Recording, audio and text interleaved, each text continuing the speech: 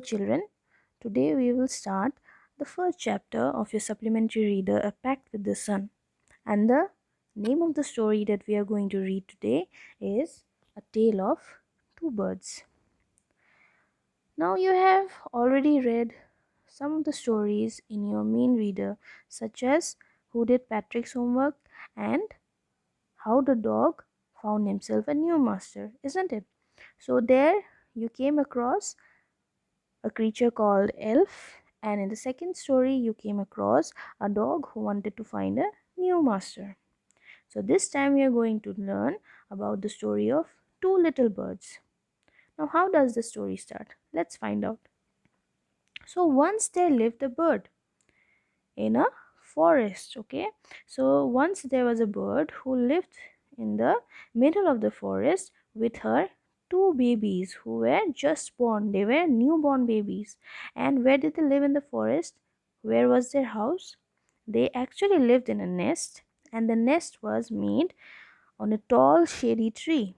Okay, the tree was tall and it was full of shade, and therefore the mother bird was able to take care of her little babies, of her newborn babies, and she took great care of them day and night. She would feed them, she would protect them, and she would make sure that her babies were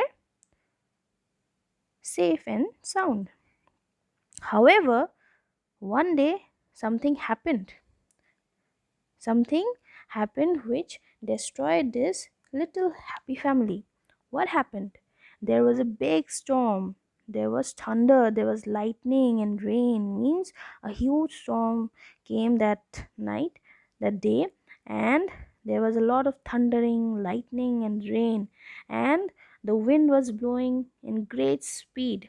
So it blew down many of the trees. Means many trees which were very tall, which were very sturdy also, they all fell down. So the the tall tree in which the mother bird and her two young babies were living, also came down. Means that tree was also broken. That tree was also fallen down by the lightning and thunder and wind. Okay, so what happened? A big heavy branch hit. One of the branches got hit, and the nest fell down, and the mother bird was killed. The mother bird was killed by the huge storm. But fortunately, luckily, what happened? The baby birds did not die. They were alive, but they were blown away. Means they were carried away to the other side of the forest. They were carried far, far away from the place where they were living, from the nest where they were living. So they had been parted from each other. Okay, while everything was happy, they were living together. But suddenly, when this misfortune happened, what happened? One of them flew to one side of the forest, and the other one flew to the opposite side of the forest. Both were parted from each other. So the first one, the first baby bird was blown away to the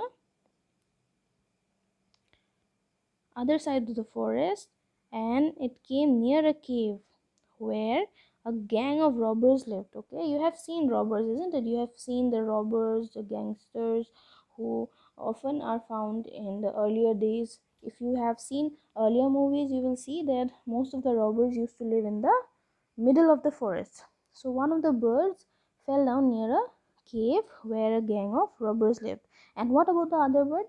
The other bird, however, landed outside a Rishi's ashram. You have seen rishis, you have seen sage, isn't it? So the other bird did not land where its brother had landed. Where did it land? It landed near a Rishi's ashram. Now let's see what happens. So days passed. Days passed means many years passed. They were living, they grew up, and now the baby birds had become big birds. Now they were no longer baby birds. Now they were no longer small. Now they had become strong and big birds. So one day what happened? One day the king of the country. So earlier times, there was no minister, there was no um, parliament. Instead, there was a king who ruled the country, isn't it? So the king of the country came to the forest to hunt. So he was on a hunting spree. He wanted to travel the forest and see if he could hunt some animals. He saw a deer and rode after it. So suddenly he saw a prey. He suddenly saw that he could hunt a deer that he had seen, and he ran after him. But the deer had already ran deep into the forest, means it had become invisible. While the king was following this deer, he forgot the road and he now was lost. He could not find where and through which way he could return back to his palace. He was all lost. So he kept on riding through the path for a long, long time till he reached one part of the forest. By the time he had reached that part of the forest, he was very tired, as he had been on riding on for a very long time. He had been traveling for a very long time. He became very tired and he decided that he should take some rest. So he sat down under a tree that stood near a cave. So there was a tree, it was a shady tree, and he sat down near the tree, and this tree was just near a cave. So suddenly he heard a voice cry out. Suddenly he heard that someone was crying out, someone was screaming. What was the voice? The voice was saying, "Quick, hurry up, there's someone under a tree. Come and take his jewels and his horse. Hurry, or else he will slip away." So as soon as he sat down, suddenly he heard someone calling out, someone screaming that, "Quick, hurry up. Quickly come and take away all his jewels and his horse. Hurry up, or otherwise he will slip away, otherwise he will run away." And the king was amazed. And the king was amazed. The king was surprised. He did not think that such a thing would happen. And he wanted to know who was shouting after all. So he looked up. From the place he was sitting, he looked up and he saw that a big brown bird was sitting on the tree. So you can guess who this bird is. So it was one of the birds that was blown away near the cave of the robbers, isn't it? So he was shouting like anything, as he had become a big brown bird. Now he was big, but he was shouting to let the robbers know that the king was there and he could be looted. And the king suddenly started some noises, unclear noises that was coming from inside the cave. So he quickly got onto the horse and rode away as fast as he could. So the king, in order to save himself, he decided that it's better to go away from that place. So he quickly got onto his horse and he came away from that place. Now after he was sure that he was away from that place, he found a clearing, means a place which looked like an ashram. And whose place was this? This was the Rishi's ashram. If you remember the other bird, there were two birds. Now you have already met the first bird. The first bird was accompanying the robbers. What about the second bird? If you remember, it was in the Rishi's ashram, isn't it? It was blown away to the Rishi's ashram.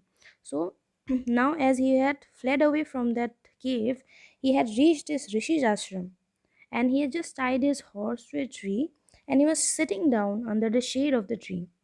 And he suddenly heard a very soothing voice, a very gentle voice saying, "Welcome to the ashram. Please go inside and rest. The Rishi will be back soon." So there was another voice. Again, he heard another voice, and this time the voice was very smooth, very gentle, and it was welcoming the king and telling him that you can rest for some time until the Rishi arrives. Until the Rishi arrives, he can make himself comfortable. So again, this time the king was amazed. He looked up and saw that there was another big brown bird. So he said that this bird looks just like the one I had seen outside the cave. And the bird said, what did the bird say? He said, "Yes, you are right, sir. He is my brother. But he has made friends with robbers. He now talks as they do. He doesn't talk to me anymore." So just when the bird was telling the king that the other bird is his brother and now they no longer talk with each other, that time the Rishi entered. The rishi was somewhere outside and he came back and he welcomed the king. So after this, what happens? He welcomes the king and says that please make yourself feel at home. Please make yourself comfortable. You look tired, you can rest for a while, you can share your food. If you are tired, you can rest and then have some food in that manner. When guests come to our house, don't we do the same thing? We also tell them to rest, we also give them food, shared food with them, isn't it? So that was the same thing that the rishi did with the king. Now the king was confused. Okay, the king was amazed also. So he told the rishi the story of these two birds, the one he saw near the cave and the one he was seeing in the rishi's ashram. So the holy man, means the rishi, smiled. The rishi was smiling and he said, what did he say? Remember this line: one is known by the company one keeps. The friends that you have, they have a great impact on your life. The way they are, the way you will also become like that. So how does he explain this line? He explains that the first bird that he had heard near the cave, that bird was under the influence of the robbers. He always used to hear the robbers of robbing people, of looting people, of taking away their jewels and money, and that's why he became like the robbers. However, the second bird had always heard the gentle ways of speaking in and around the ashram. Therefore, the second bird welcomed the people in the ashram, and that is how he explained that one is known by the company one keeps. Means you have many friends. Now all the friends have different characteristics, isn't it? Some are good in sports, some are good in dance, some are good in singing. So if you're in their company, you may learn something from them, isn't it? But here, the first bird, he was in the company of bad people, in the company of robbers. That's why he became like one of them. But the second bird, the bird that was in the Rishi's ashram, he learned good things from the ashram. He learned to welcome people, and that's why he was a gentle one as compared to the one who was with the robbers. Okay, so this is the story of a tale of two birds. Now you decide which bird would you rather be with. Okay, thank you.